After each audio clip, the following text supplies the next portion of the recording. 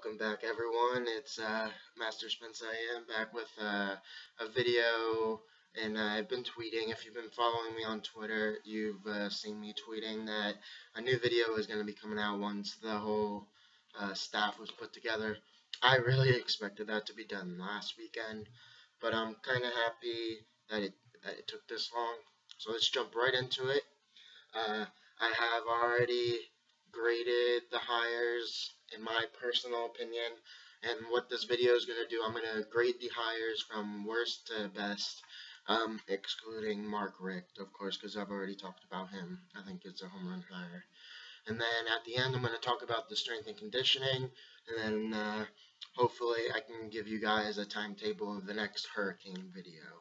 I hope you guys will be okay with, but expect more movie videos to be coming out. I've been going to watch a lot of movies lately, and I also have started a collection. Maybe one day I can do a collection video. It's not going to be long. It's only like 30 plus videos right now. But let's head right into it. First coaching hire that I have as the least best, which he's actually tied with one other person, is Ibrahim Banda. I believe that's how you pronounce his name. I apologize if I mispronounce your name. He's going to be the safeties coach opposite Mike Rumpf, who's going to be the cornerbacks coach, who you'll see later down in my ranking. But the reason why I gave him that ranking, in my personal opinion, was he's only had 1 year of coaching experience as far as I know. He was a graduate assistant, I believe, before that. But basically, he showed out really well because he was at Mississippi State with our new DC, Manny Diaz. Manny Diaz, as we all now know, likes to do what we have been begging our defense to be going back to: bump and run on the outside, 4-3 cover 2 shell. Cover 2 shell meaning the safeties playing cover 2 pretty much the whole game, and then our front 7 getting after it. And that's what he does. He calls blitzes. Basically, I wouldn't be surprised if cornerbacks, safeties, linebackers all blitzed, not on the same play, and then he pulled some of our more athletic D linemen into coverage sometimes. So don't be shocked and surprised if you see that.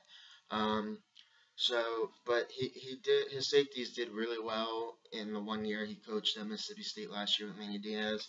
So I'm kind of excited to see where the safeties can progress with him as their coach. Next, and I hope you guys don't hate me for doing this, but I have quarterback coach, who he was just announced quarterback coach.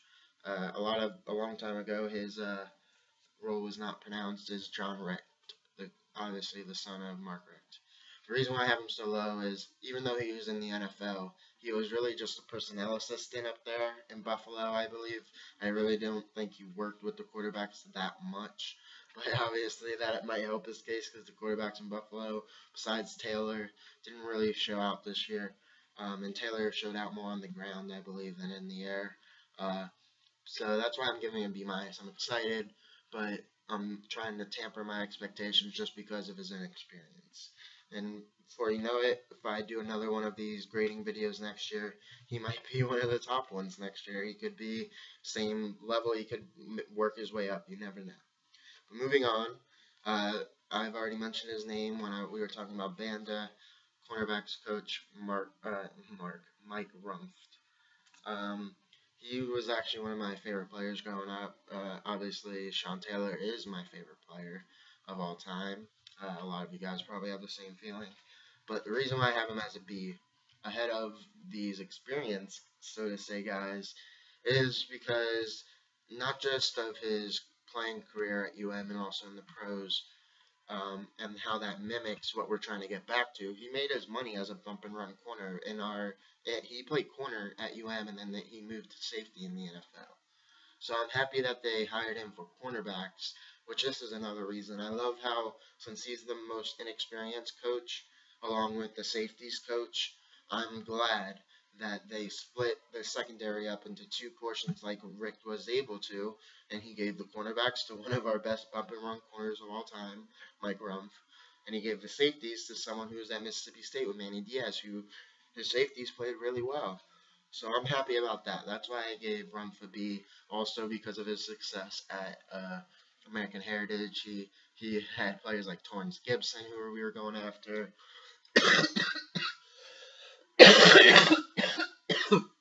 Excuse me. Yes, I'm getting a little sick. So that's why I like that hire a lot, actually. Right next to above him, I have our one of the first coaches that was announced, Todd Hartley. He is special teams at first, and then they announced later, a couple of days ago, that he would also be coaching tight ends. Special teams, I like that hire a lot better than tight ends. Not saying I hate that he's going to be coaching tight ends. I just don't know how well he's going to do because this is, in my knowledge, his first time coaching tight ends. But in terms of recruiting, I think that's where most of his damage is going to be done. He was the recruiting coordinator at Georgia. He might take that title again here. Wouldn't be surprised if he did.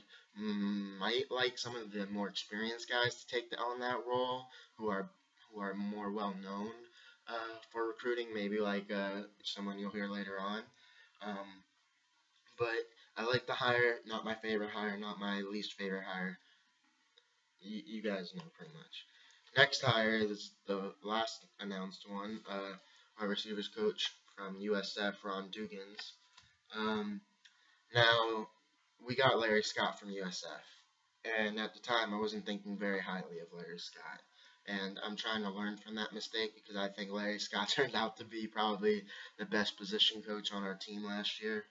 Um, so I'm gonna. The thing about Ron Dugans, I gave him a B specifically because he was on Louisville when Devontae Parker was there, when Eli Rogers had a somewhat breakout freshman year.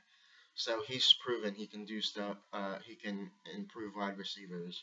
I don't know, in my personal opinion, if he's better than KB. I might have preferred KB just because of some of the other situations that are tied to KB and how they might play out now with Dugans coming to Miami. But I'm willing to be patient and see where that goes. So for right now, it's a B. Running backs coach Thomas Brown is next on my list as a B plus. Even though he's a young coach, he's already proven himself, in my opinion, uh, in the major BCS schools. First at Wisconsin, I believe he was at Marshall maybe before that, but Wisconsin was his first big showing out because he was there when Melvin Gordon broke the record for most yards in the season for a running back. So I look for big things, honestly, from our running back group, especially what he did last year at Georgia with Sony Michel, uh, Nick Chubb before he got hurt, and even Keith Marshall, who a lot of people forget about, who was a five-star running back coming out of high school a couple of years back. Next on my list is offensive lineman Stacy Searles. Also B plus. I have him rated a little bit ahead of Brown just because of his extra experience. His Virginia Tech lines probably weren't the best that he's ever had, but that could also go down to recruiting. Virginia Tech isn't very well known for getting a lot of highly athletic, talented guys up front or at all, pretty much. Most of their recruiting success comes in the secondary or on the defensive side of the ball. Um, but I did like his lines at Texas. He was also at Georgia for a little while with Mark Richt, and he was at LSU too. So to me, that just proves he's done it before. Hopefully, he can do it again. We, I'm not saying next year we'll have a much improved line, but I do hope it'll be at least extremely improved because our offensive line was atrocious this year. Next, down the two last coaches. First one, I think you guys know who the last two are. First one is the DC Manny Diaz. I graded him out originally, you'll see, as a B plus. Then I did some more research and scrabbled. Excuse my unable to speak English right now. But then I changed it to A minus. Reason being is even though his defense is exactly what we want, he his Mississippi State team was actually, I think, one of the best in college football last year, even though they blitz a lot. I think one of his players even said every third down, no matter what they're blitzing. So the reason why I gave him a B plus originally was because I thought with all that blitzing must come obviously the big plays every once in a while. And to my surprise, Mississippi State was one of the best teams at keeping I think it was 30 plus yard plays, passing plays, or they were one of the best in the NCAA and preventing those plays. Obviously, you might not expect the same the same result from our defense their first year, even though it was his first year at Mississippi State last year. Um, but that's a good sign, especially with Banda as the safeties coach coming over here as the same title he had at Mississippi State. Because when you blitz a lot, those safeties are your lifeline. If they don't protect the end zone, then you're giving up a lot of big plays. So I'm excited about that combination. And then obviously, you guys know who's going to be my last rated hire. D lineman Coach Cool, or otherwise known as Craig Kuligowski. Um, He's a rock star hire, honestly. He's the best assistant coach we've had in a while here. Honestly, he could be the DC over Manny Diaz if he wanted to, probably. He could definitely have been the DC over D'Onofrio. But yeah, if you guys didn't know, he came from Missouri, 15 years at Missouri. Before the new beast that he had on his line the last 3 to 4 years, he actually had Justin Smith on his line back in '01, I believe. And then obviously recently he had Michael Sam, Shane Ray. Uh, there's another guy I'm forgetting. If you guys remember the other guy that I'm forgetting, please leave him in the description below. Um, Damn it. I'm sorry, guys. But also, I just want to touch a little bit on strength and conditioning. I don't know too much about them. I know there's three guys coming over here to basically run the program. They coming from Georgia, so Mark Richt knows them. What a surprise. But it's basically all I know. That obviously look at Georgia. I think they had a pretty good strength and conditioning program. So I would say it should at least be on par with Swayze, if not better. And I don't know if you guys know this, but apparently Swayze couldn't even pass the strength and conditioning test that you have to pass to become a certified uh, strength and conditioning coach. So that's why Mark Rick didn't feel comfortable, I think, bringing him back. But yeah, that's it for today, guys. If you guys like this video, please subscribe to my channel. I'm going to be trying to do more of these videos, but school is starting up again next week on Tuesday for me, so it might be a little bit longer in between. I'm going to be trying to get some movie reviews out before the end of the weekend, so look out for those. If you guys have any comments, or also if you guys have any suggestions for videos in the topics that I do, maybe even outside the topics, if I've seen them, I'll do a review on it or talk about it. Whatever you guys want, I'm here for you guys. So leave it down in the comments below. Like, subscribe, dislike, right?